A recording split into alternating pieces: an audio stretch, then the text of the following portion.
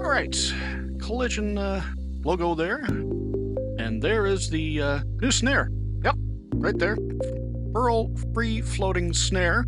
I'm going to take it apart.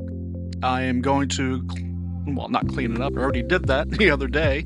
Like I stated in my last video, I took it apart, cleaned it up, but I didn't record anything. Anyways, that's the new wrap that's going to go around it. That's the chrome gold vinyl that's going to go around it. And I'm going to use this measuring tape to measure how much I need to cut off of that roll of vinyl.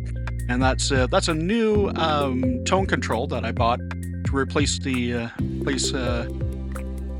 one that I took off of that one there that you see on the snare.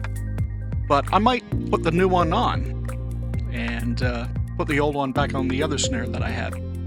So I might do that. Anyways, just cutting through, chopping down. You don't need me to need to see me. Take off the tension rods one by one, and then these were kind of small.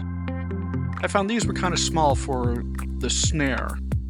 May not be the original tension rods. Anyways, took that off. That's what it looks like. The brass shell looks like on the inside, and I might replace the old tone control with the new one.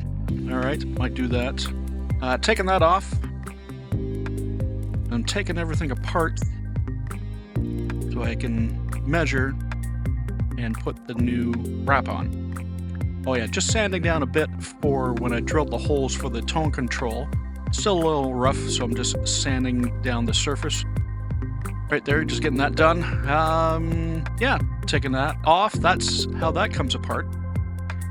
Free floating, so the shell is just what you see is what you get. Now I'm just cleaning up, make sure there's no other metal particles to be seen. Now, dummy me, I took the tension rod holders off first, not realizing, oh yeah, there's a tension rod connected to that. So I took it off realizing, oh yeah, I forgot about those things. So mental note, take the tension rods off the bottom first before you take off the support. All right, so I'm taking off the snare wires, taking those off again.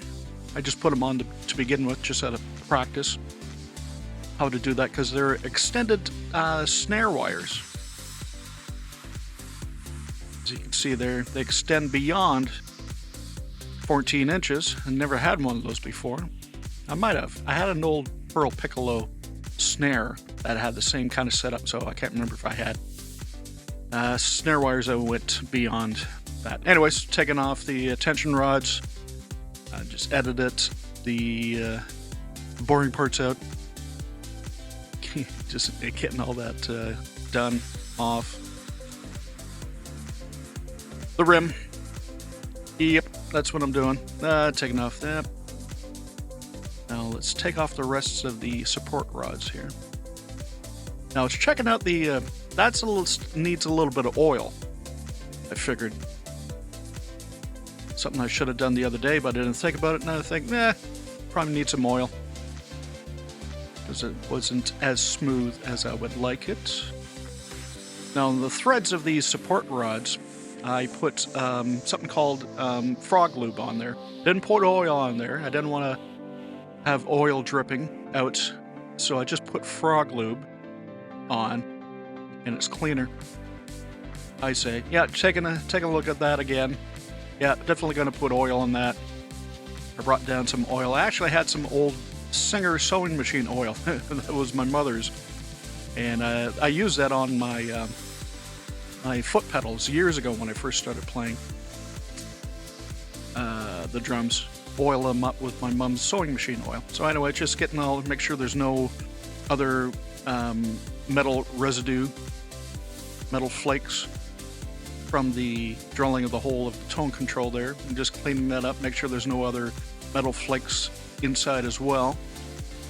And there's the tape. That's what I'm going to use to measure the